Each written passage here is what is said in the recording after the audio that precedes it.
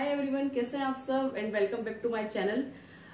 Photoshop के लिए कई लोग बहुत डेस्परेटली वेट कर रहे थे, मुझसे पूछा भी कि मैडम फोटोशॉप कब से स्टार्ट हो रहा है। तो चलिए वीडियो स्टार्ट करते हैं और लाइक जरूर कीजिएगा वीडियो को, चैनल को सब्सक्राइब करना मत भूलिएगा और बेल आइकन प्रेस कीजिए ताकि मेरी अगली क्लास का नोटिफिकेशन आप तक पहले पहुंचे। तो here is the Photoshop class 1। Let's start the video. Hey guys, welcome back to my channel and I am sorry कि मैं थोड़ा सा लेट हो गई क्लास अपलोड करने में। और मैं जानती हूँ फ़ोटोशॉप के लिए आप लोग बहुत ज़्यादा वेट कर रहे थे। मुझसे कई लोगों ने पूछा भी कि मैडम फ़ोटोशॉप की क्लासेस कब स्टार्ट हो रही हैं। तो आज से हम फ़ोटोशॉप की क्लास स्टार्ट करते हैं और ध्यान से पढ़िएगा। कोरल ड्रॉ आई थिंक आप सब लोगों को बहुत अच्छे से आ चुका होगा।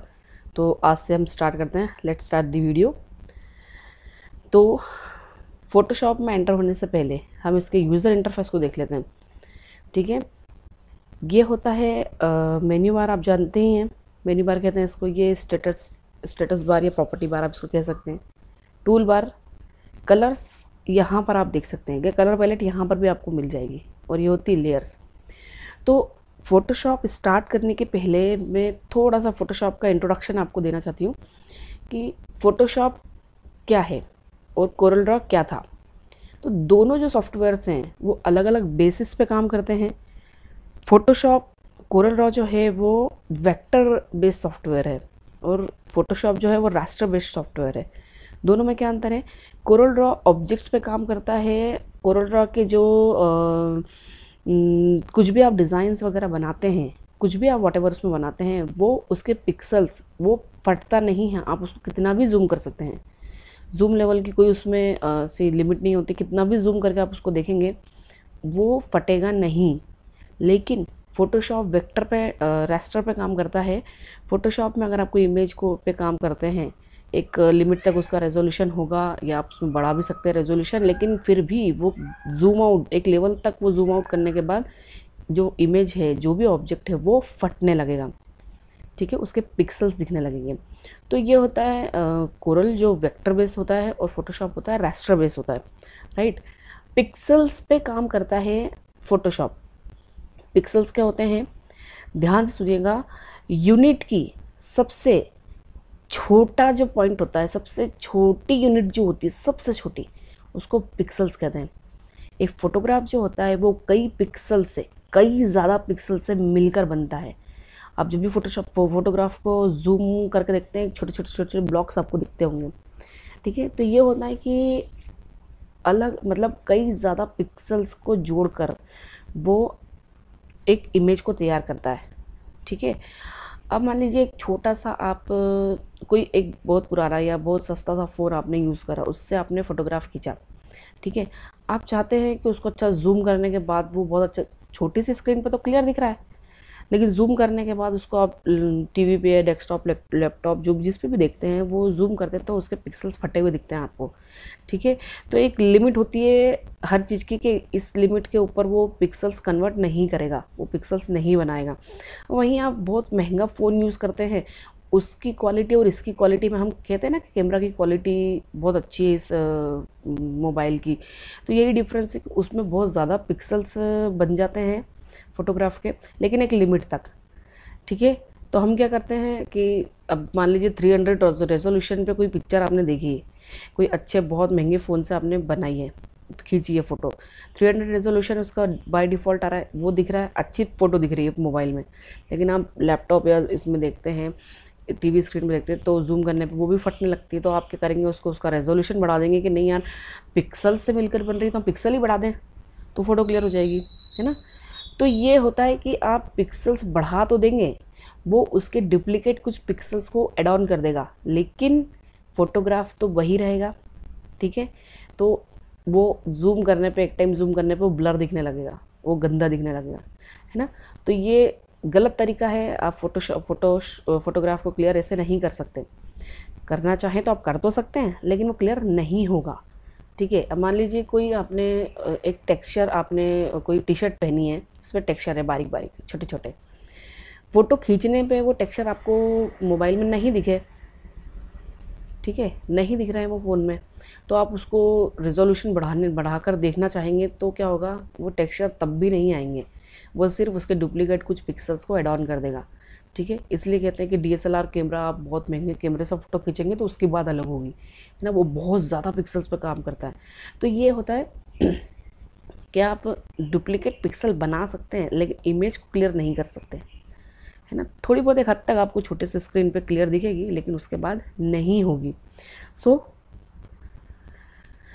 आई थिंक आपको ये बेस क्लियर हुआ होगा कि किस बेसिस पर फोटोशॉप काम करेगा और किस बेस पर कोरल ड्रॉ ने काम करता है, आई मीन, ठीक है। तो हम स्टार्ट करते हैं, फाइल में आते हैं, न्यू, ठीक है। अब देखिए कोरल ड्रॉ में जो न्यू फाइल हम ओपन करते हैं तो उसका कुछ इंटरफेस अलग होता है, यहाँ पर अलग आ रहा है। वहाँ पर आपको यूनिट जो मिलेगी वो इंचेस, सेंटीमीटर, मिलीमीटर उसमें ओपन होगी। यहाँ पर यूनिट पिक्सल में ओपन हो रही है क्योंकि हम फोटोशॉप में वर्क कर रहे हैं। अनटाइटल वन में आप नाम दे सकते हैं कस्टम, है ना। यहाँ पर आप कस्टम में कुछ बना सकते हैं या कोई आपको लेना है बना हुआ पेपर वो आप ले सकते हैं, ठीक है। पिक्सल्स कितना आ रहा है, रेजोल्यूशन 72, ठीक है। एक चीज़ को ध्यान रखिएगा, अगर आप प्रिंट मीडिया के लिए काम कर रहे हैं तो रेजोल्यूशन उसका रखेंगे आप 300, प्रिंटिंग के लिए काम कर रहे हैं। अगर आप कुछ फोटोशॉप में भी कुछ बना रहे हैं जिसको आप प्रिंट पे देना चाहते हैं तो उसका रेजोल्यूशन रखेंगे आप 72 और कलर मोड रखेंगे आप CMYK। कलर क्या होते हैं वो हम आगे देखेंगे, ठीक है। मैंने आपको बताया था कि कोरल ड्रॉ प्रिंट मीडिया के लिए काम करता है, कोरल ड्रॉ में प्रिंटिंग के लिए हम काम करते हैं और फोटोशॉप में हम करेंगे डिजिटल मीडिया के लिए काम। तो फोटोशॉप में काम करने का डिजिटल मीडिया का जो रेजोल्यूशन, आप डिजिटल मीडिया के लिए काम कर रहे हैं उसका रेजोल्यूशन 72 रखेंगे। जैसे डिजिटल मीडिया के लिए मान लीजिए आप कोई ऐसी चीज़ बना रहे हैं जो टीवी पे दिखेगी, टीवी पे आप दिखा रहे हैं ना, कोई ऐप है, मोबाइल ऐप है, ये मोबाइल का में कुछ डिज़ाइन आप बना रहे हैं, जो भी है ना, ये जो चीज़ें हैं, ये लैपटॉप की स्क्रीन हो गई, टीवी स्क्रीन हो गई, ये सब जो काम करेगा वो 72 रेजोल्यूशन पे करेगा। और इसका जो कलर मोड रहेगा वो रहेगा RGB, red, green, then blue, ठीक है। और आपको बैकग्राउंड कैसा लेना है, वाइट बैकग्राउंड कलर या ट्रांसपेरेंट। तो हम वाइट पे देखते हैं वाइट में क्या आता है। ये ओके करा आपने, ये आपका बैकग्राउंड आ गया वाइट। अब वहीं आप Ctrl+N, अगर आप इसको करते हैं बैकग्राउंड कलर तो ये बैकग्राउंड कलर से आ गया। और अगर आप इसको करते हैं ट्रांसपेरेंट तो ये ट्रांसपेरेंट पेपर आ जाएगा, राइट, ठीक है। ये देखिए ये वाइट बैकग्राउंड कलर और ये ट्रांसपेरेंट पेपर। अब बैकग्राउंड कलर क्या है, यहाँ पर कलर आपको पैलेट यहाँ से नहीं दिख रही है, जैसे यहाँ से तो आप जो है कलर का % कम ज़्यादा कर सकते हैं।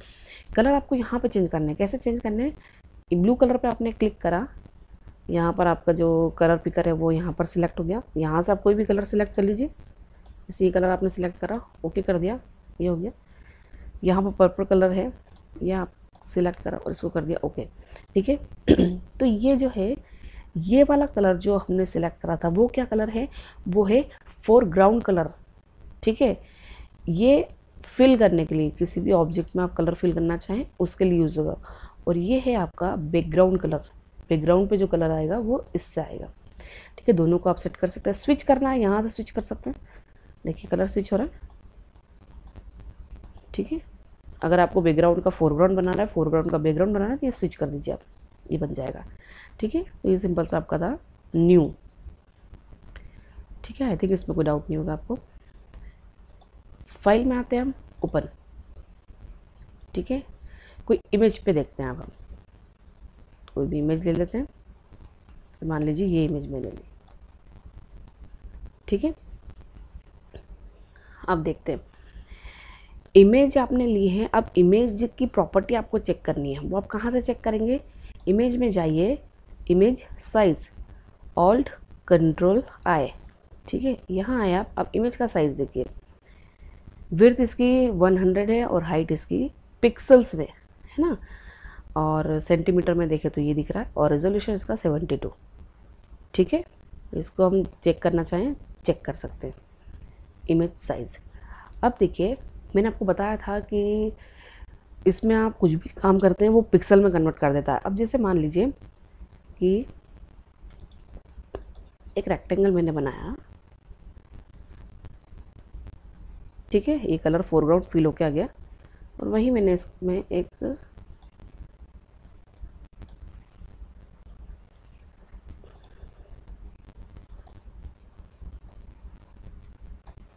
ठीक है। अब अगर हम इसको देखिए, छोटी कमांड है, कमांड आप याद रखिएगा कि कंट्रोल प्लस से आप इमेज को जूम इन कर सकते हैं और कंट्रोल माइनस से जूम आउट। ठीक है, ये जूम इन, स्पेस बार आप प्रेस करेंगे तो हैंड टूल आ जाएगा आपका, इसको आप पैनिंग कर सकते हैं, यहाँ से मूव कर सकते हैं। ठीक है, ऐसे करके स्पेस बार प्रेस करके रखिएगा अगर आपको फोटोग्राफ मूव करना है तो। ठीक है, अब यहाँ पर हम देखते हैं, यहाँ पर मैंने एक रेक्टेंगल बनाया। अब इसको आप कंट्रोल प्रेस कीजिए, है ना। तो ये क्या हो रहा है, यहाँ पर तो ये बिल्कुल फ्लैट है, यहाँ पर कोई पिक्सल फटे हुए नहीं दिख रहे हैं इसके। वहीं आप इमेज को देखिए, ये देखिए, है ना, इसके पिक्सल फटे हुए दिख रहे हैं क्या आपको रेक्टेंगल के? नहीं दिख रहे हैं। इमेज के पिक्सल्स आप यहाँ पे एजेस पे देखिए, ये दिख रहे हैं, ये होते हैं पिक्सल्स, छोटे छोटे छोटे छोटे ब्लॉक्स, ये होते हैं पिक्सल्स। अब वहीं पर आप नीचे आइए, ये देखिए सर्कल में, देखिए सर्कल के पिक्सल फटे हुए दिख रहे हैं आपको, कॉर्नर से एजेस से दिख रहा है। तो कहने का मतलब ये है कि रेक्टेंगल में क्यों नहीं दिख रहे थे, क्योंकि उसकी फ्लैट लाइंस थी, है ना, टॉप बॉटम लेफ्ट राइट से लाइन थी, इसलिए वो उसके पिक्सल फटे हुए नहीं दिख रहे। हालांकि पिक्सल्स में वो भी बना है, ठीक है, लेकिन उसके पिक्सल्स फटे हुए नहीं दिख रहे हैं क्योंकि एजेस उसकी शार्प है। ठीक है, इनकी एजेस राउंड हैं, फोटोग्राफ तो ऑब्वियसली बात है, कहीं से राउंड है कहीं से फ्लैट है, तो उसके अकॉर्डिंग ये पिक्सल्स को दिखा रहा है। पिक्सल्स में वो ऑब्जेक्ट भी बना है, रेक्टेंगल जो बनाया हमने वो भी बना है, तो ये होते हैं पिक्सल्स, है ना। Control minus zoom out, control Z undo. Control Z की कमांड फोटोशॉप में एक ही बार काम करेगी, ध्यान रखिएगा।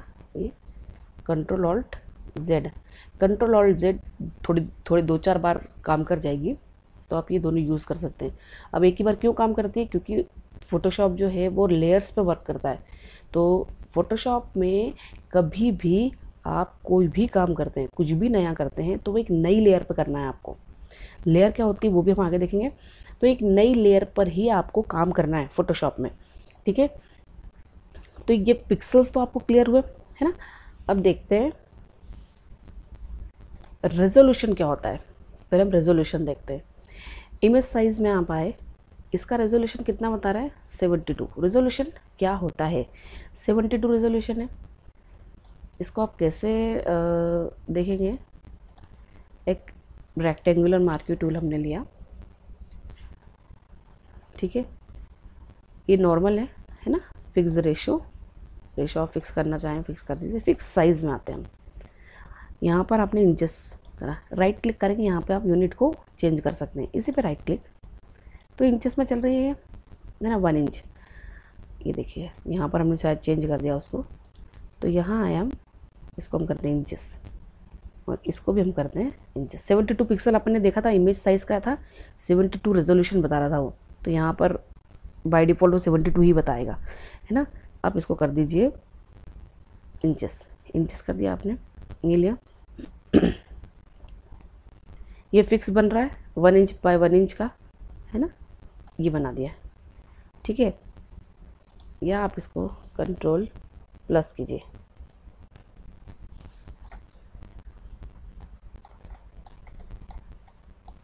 रेजोल्यूशन क्या होता है वो मैं आपको बता रही हूँ।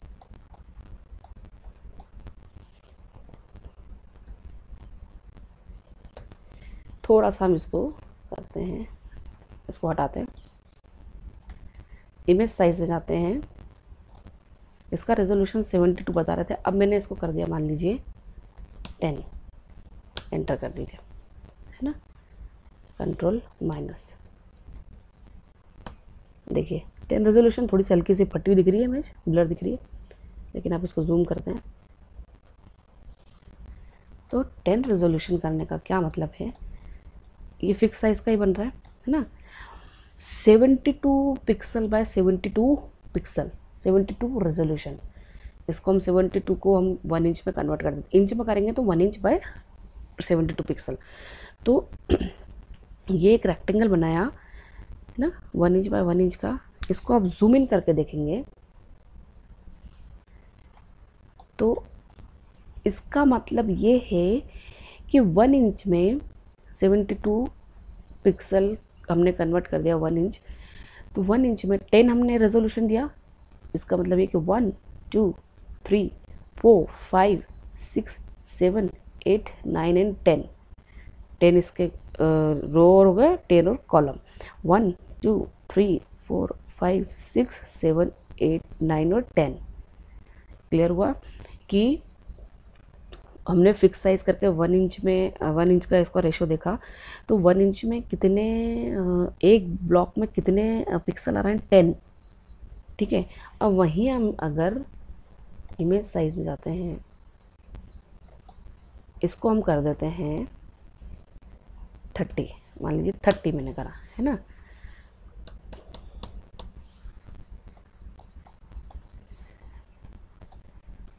वह फिक्स साइज हमने दे रखा है ये 30। अब आप इसको काउंट करके देखिए, ये 30 ब्लॉक्स और 30 रो और 30 कॉलम है ना। 1 2 3 4 5 6 7 8 9 10 11 12 13 14 15 ये होगा, देखो सेंटर में आ गया और ये 15 इधर। तो ये है कि 1 इंच के ब्लॉक में आप देखेंगे तो रेजोल्यूशन जो आप फिक्स कर रहे हैं वो उतने ही ब्लॉक्स बताएगा। ठीक है, 1 इंच के बॉक्स में जितने रेजोल्यूशन आपने दे रखा है वो उस रेजोल्यूशन को बताएगा। अब मान लीजिए कि इसको हम कंट्रोल डी करते हैं, कंट्रोल ऑल्ट आई, इसको हम कर देते हैं 300। ठीक है,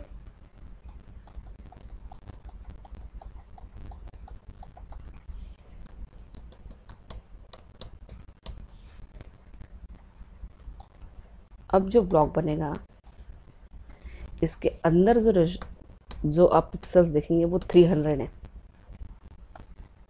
300 हम काउंट नहीं करेंगे, आप करना चाहें तो करिए। ठीक है, ये जो है ब्लॉक्स हैं इनको और जूम इन करके देखिए। ये जो ब्लॉक्स बन रहे हैं ना, ये यहाँ तक रो इसके 300 और कॉलम भी इसके 300 है। आई थिंक आपको क्लियर हो गया होगा।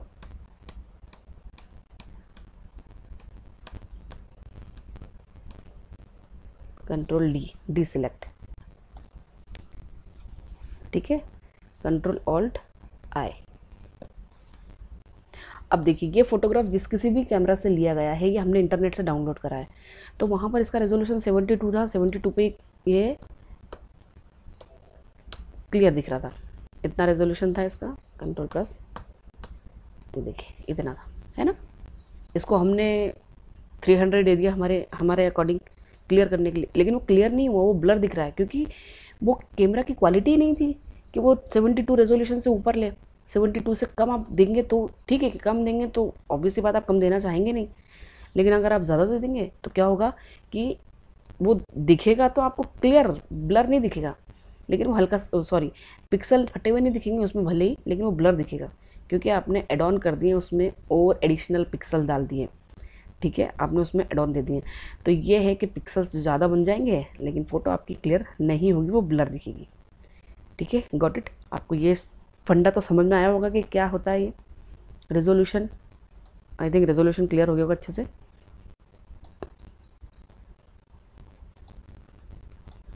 ठीक है, अब हम देखते हैं कलर्स।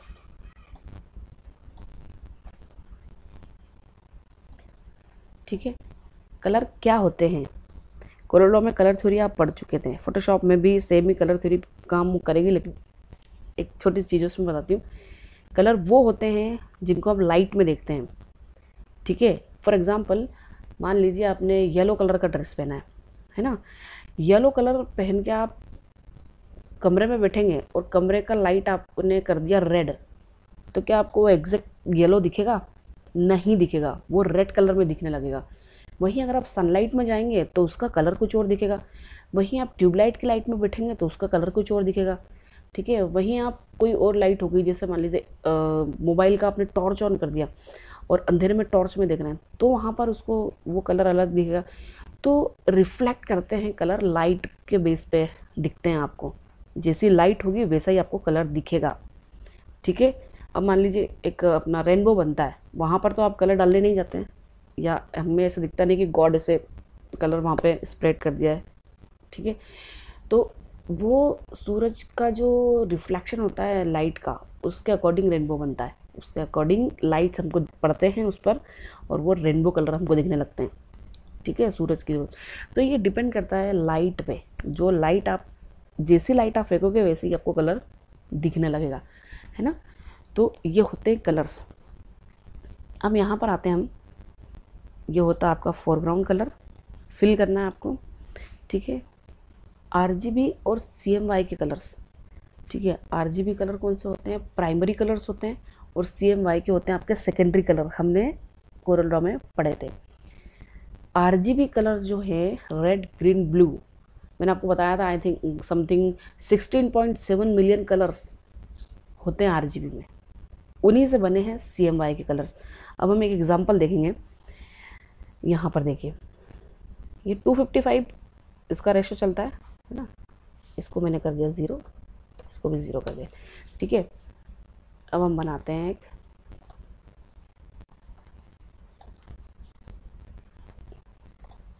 नॉर्मल, है ना,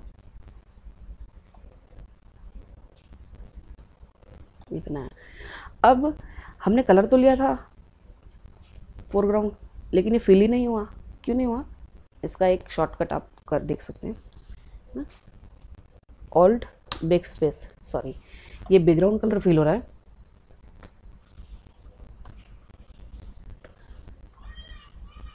बैकग्राउंड पे हम दे रहे हैं कलर, ये ऑल्ट बैक स्पेस। अब ये कैसे, शॉर्टकट क्या है, कंट्रोल बैक स्पेस से आप जो बैकग्राउंड कलर है वो फिल करेंगे और ऑल्ट बैक स्पेस से फोरग्राउंड कलर फिल होगा। या आप ये भी कर सकते हैं कि ऑल्ट डिलीट, ठीक है, ये alt backspace foreground, sorry एक बार फिर से देखिए, control backspace, background colour fill हो गया, control delete background colour, alt backspace foreground colour, या alt delete foreground colour. Alt delete भी कर सकते हैं आप, ऑल्ट बैक स्पेस भी कर सकते हैं। तो ये कौन सा कलर फिल हुआ है देखते हैं एक बार, ये रेड कलर फिल हुआ है। ठीक है, अच्छा इसके पहले एक चीज़ और देख लेते हैं हम।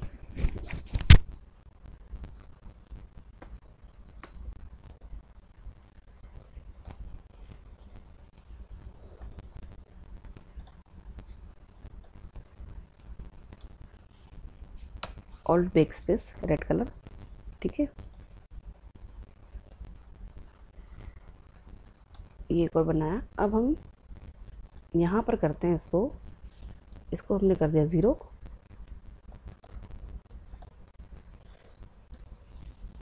ये कर दिया हमने 255, 100% ग्रीन।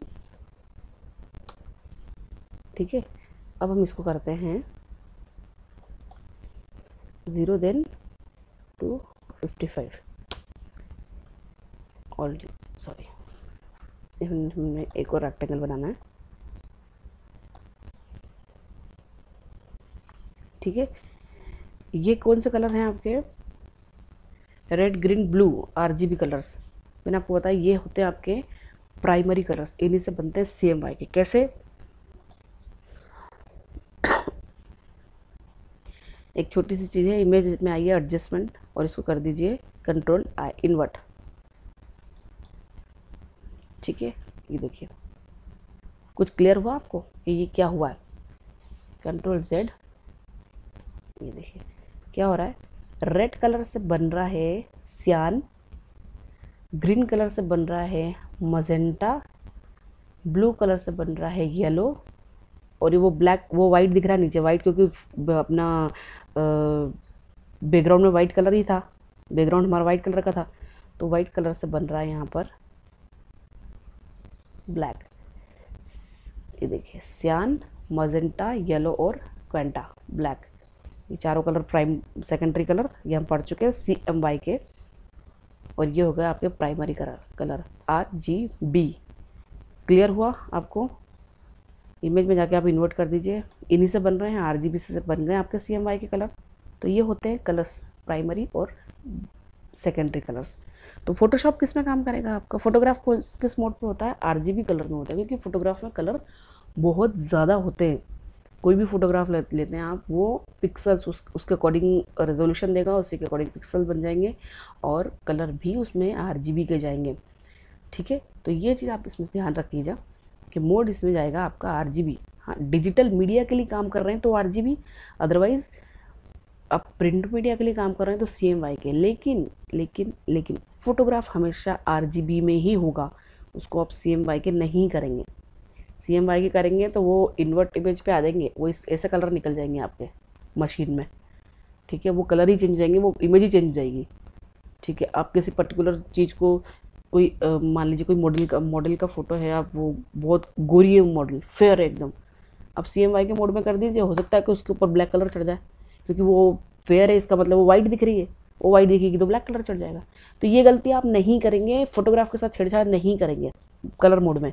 ठीक है, बाकी आप जो भी चेंज करना चाहें वो आप कर सकते हैं। तो आई थिंक आप लोगों को ये तो चीज़ क्लियर हो गई हो कि कलर क्या होते हैं, रेजोल्यूशन क्या होता है, ये सब चीज़ें क्या होती है ना। तो अब हम देखते हैं लेयर। ठीक है, मैंने आपको बताया कि फ़ोटोशॉप में कोई भी आप काम करें तो कभी भी मत भूलिएगा कि एक नई लेयर पे आपको काम करना है। नहीं तो अगर आप एक ही लेयर पे काम करते जाएंगे ऐसा टाइम आएगा कि जब आपका डिज़ाइन, आप जो भी काम कर रहे हैं वो कंप्लीट तो हो जाएगा, लेकिन आप थोड़ा सा इधर उधर मूव करना चाहें, चेंज करना चाहें तो नहीं होगा, वो सारी ऑब्जेक्ट एक साथ ही उठेंगे। ये फ़ोटोशॉप में यही है कि आपको लेयर वाइज काम करना है, अदरवाइज़ आप आगे जाके प्रॉब्लम में आ सकते हैं कि आपका डिज़ाइन पूरा बन गया, उसके बाद आपका ध्यान गया कि नहीं यार मैंने तो एक ही बैकग्राउंड पे काम कर दिया, अब आप उसमें चेंज नहीं कर सकते। चेंज सभी में हो जाएगा एक साथ, है ना। और कोरल ड्रॉ में क्या होता है, हम अलग अलग ऑब्जेक्ट में चेंज कर सकते हैं। जब उसको हम सेव करते हैं वो CDR फॉर्मेट में सेव हो रही है, जब हम ओपन करते हैं फाइल को तो हम अलग अलग ऑब्जेक्ट में अलग अलग चेंजेस कर सकते हैं, अपने अकॉर्डिंग कभी भी चेंज कर सकते हैं। तो फोटोशॉप में आपको लेयर वाइज काम करना है। अब ये जो है ये लेयर मेन्यू, अब देखिए लेयर यहाँ से भी आप ओपन कर सकते हैं। ठीक है, लेयर्स। ठीक है, तो बैकग्राउंड है ना, बैकग्राउंड आपका वाइट है, यहाँ पर एक लॉक दिख रहा है। ठीक है, इस लॉक को आप खोलेंगे या डबल क्लिक करेंगे इस पर और इसको कर देंगे ओके। लेयर का नाम भी आप दे सकते हैं, मान लीजिए आप 50 पेजेस पे काम करना है, कुछ अलग अलग है ना, आप 50 लेयर, बहुत सारी एक मतलब आप कोई भी एक पेज पे बहुत सारा काम करना है आपको, तो लेयर वाइज आप नाम दे दीजिए, इस लेयर का नाम ये है, इस लेयर का नाम ये है। ठीक है, अब आपने इस लॉक को खोल दिया, तो अब जब आप इसको मूव करेंगे, ये पिक टूल होता है, ये जो टूल हमारे पास है अभी, ये देखिए ये मूव हो रहा है ना, ये ट्रांसपेरेंट बैकग्राउंड पीछे और इससे लॉक हो रहा है। यहाँ पर देखते हैं, ये होता है ऑप्शन जो है यहाँ पर, ये है न्यू लेयर का ऑप्शन। एक नई लेयर आपने ली है ना,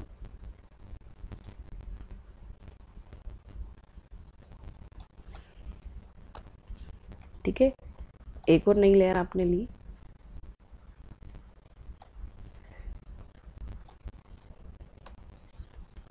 ठीक है, एक नई लेयर और ली,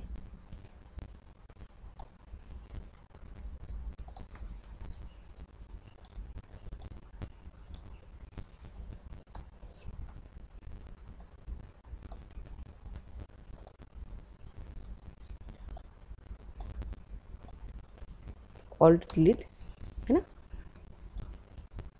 कंट्रोल डी सिलेक्ट। अभी आपको दिख तो रहा है कि ये पूरा अपने पेपर पे कुछ भी डिज़ाइन बनाया है वो दिख रहा है, लेकिन जब आप इसको मूव करेंगे, जैसे मान लीजिए इसको आप मूव करना चाह रहे हैं, है ना, तो ये मूव नहीं हो रहा है। देखिए अब यहाँ पर एक गलती मुझसे भी हुई है और हो सकता है वो अच्छे के लिए हुई हो कि ताकि आपको और अच्छे समझ में आ जाए। यहाँ पर लेयर नंबर 3 मैं मूव कर रही थी इसको, तो लेयर नंबर 3 पे मूव हो रहा था। अब इसको समझिए, लेयर नंबर 3 पे हमारे गलती से 2 ऑब्जेक्ट बन गए, जबकि हमें अलग अलग लेयर पे बनाने थे। 2 ऑब्जेक्ट बन गए, तो इसलिए जब इसको मूव कर रहे हैं हम दोनों ऑब्जेक्ट एक साथ मूव हो रहे हैं।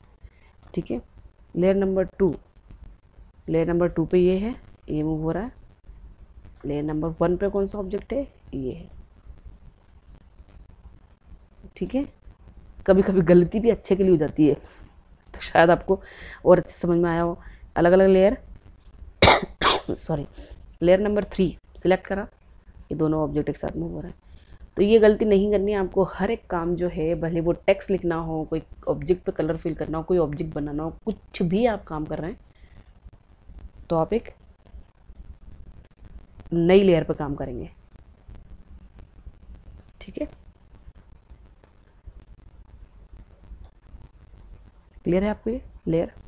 इन सबको अगर आप मान लीजिए लेयर में आते हैं हम और हम करते हैं इनको मर्ज डाउन। ठीक है, तो क्या हुआ, ये देखिए ये 3 जो है मर्ज डाउन, मतलब कंफ्यूज नहीं होना है, अभी नहीं समझ में आएगा तो आगे क्लास हम और पढ़ेंगे, उसमें समझ में आ जाएगा। ये एक लेयर नंबर 3 सिलेक्ट है आपकी, है ना। लेयर नंबर 2 इसके डाउन में है, तो ये मर्ज कर रहा है, merge down, control E. Layer number नीचे वाली लेयर से उसको उससे इसने मर्ज कर दिया। मान लीजिए ये देखिए लेयर नंबर 2 सिलेक्ट है, मर्ज डाउन, लेयर नंबर 1 से उसको मर्ज कर देगा वो। ये देखिए हो गया मर्ज। लेकिन अगर आप इसको कर देते हैं लेयर मर्ज विजिबल, शिफ्ट कंट्रोल ई, ये पूरा मर्ज हो जाएगा। बैकग्राउंड तक को मर्ज कर दिया इसने, बैकग्राउंड में वाइट था आपके, मर्ज हो गया, है ना। क्लियर है आपको? तो आप पर्टिकुलर कोई अलग अलग जो है लेयर को भी मर्ज कर सकते हैं। अब देखिए ये क्लियर है ना। अब इसमें आपको विजिबल, जैसे ये विजिबल हो रहा है, अब ये मुझे ब्लू कलर को नहीं देखना है फिलहाल, इस पर मुझे काम नहीं करना है। एक छोटा सा है, बहुत अच्छा तरीका है इसमें, इस पर भी काम नहीं करना है, तो इसको कर दिया मैंने हाइड। अभी ब्लू कलर यहाँ नहीं दिख रहा है आपको, आप यहाँ पर जिससे इसमें काम करना है आप काम कर सकते हैं। ठीक है, ये दोनों लेयर हैं, इनको भी नहीं देखना है अभी हमें, दोनों ऑब्जेक्ट, इनको भी हाइड कर दिया, इनको भी हाइड कर दिया, सब कुछ हाइड हो गया। अभी बस बैकग्राउंड दिख रहा है, बैकग्राउंड को भी हाइड कर देते हैं, ट्रांसपेरेंट हो गया। ये आई पे क्लिक करना है आपको, ये बैकग्राउंड आ गया, ये लेयर नंबर 1 आ गई, ये लेयर नंबर 2 आ गई और ये लेयर नंबर 3 आ गई। तो ये विजिबिलिटी है, यहाँ से आप इसको ऑफ और ऑन कर सकते हैं। ठीक है, ये देखिए ये क्लियर है आपको? कोई डाउट इसमें? ठीक है, लेयर में अगर कोई डाउट हो, बहुत ज़्यादा काम किया, ऑप्शन नहीं देखना है अभी आपको, इसमें कुछ नहीं करना है, ये हम आगे पढ़ेंगे। अगर ये इन ऑप्शन में आप उलझे तो लेयर थोड़ा सा टिपिकल ऑप्शन है लेयर्स का, वो अभी उसमें नहीं उलझना है, अभी हम आगे पढ़ेंगे लेयर्स को, है ना। तो ये जो है इसमें सिर्फ आपको नई लेयर इंसर्ट करनी है और नई लेयर, इसको पुरानी लेयर को डिलीट करना है। ड्रैग करके आप लेके आए डिलीट, या फिर ये सिलेक्ट कर रखा है, इसको कर दीजिए आप delete. Yes, delete the layer 2, ये डिलीट हो गई। यही दोनों ऑप्शन देखना है आपको, इंसर्ट और डिलीट। ठीक है, तो इसमें भी कोई डाउट होता है तो आप मुझसे पूछिए, अगली क्लास जो हमारी फोटोशॉप की आएगी उसमें हम उन डाउट्स को क्लियर करेंगे। तो आई थिंक आप लोगों को ये चीज़ समझ में आई हो, है ना।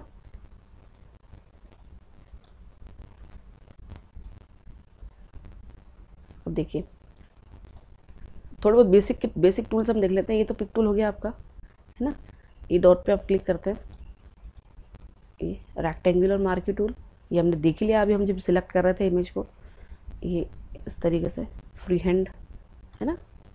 और कोरल ड्रॉ में हमने शेपिंग पढ़ा था, वेल ट्रिम इंटरसेक्ट पढ़ा था, वही चीज़ें यहाँ पर।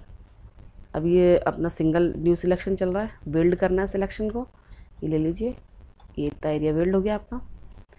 ट्रिम करना है, अननेसेसरी कुछ एरिया एक्स्ट्रा बन गया आपसे, उसको ट्रिम करना है, एरिया बनाइए, उतना ट्रिम हो जाएगा। और इंटरसेक्ट मतलब ओवरलैप जो होता है एरिया इंटरसेक्ट में, वही बचता है, बाकी हट जाता है। ये देखिए इतना एरिया ओवरलैप हो रहा है बीच में, देखिए ये बचेगा, बाकी हट जाएगा। तो ये होता है आपका शेपिंग चल रही है ऊपर, है ना। अब फेदर क्या होती है, ये बनाया आपने और इसको कर दिया, है ना, क्लियर, ये कर दिया।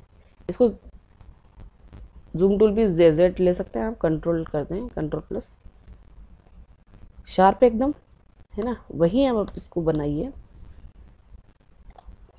इसको मैंने दे दिया फेदर 5, पहले देना है ना। अब देखिए दोनों में अंतर, इसमें फेदर आ गई और इसमें ये फ्लैट है, 0 थी इसमें फेदर। ठीक है, control minus, right, fix ratio, fix आप विड्थ हाइट दे सकते हैं। और फिक्स साइज दे सकते हैं।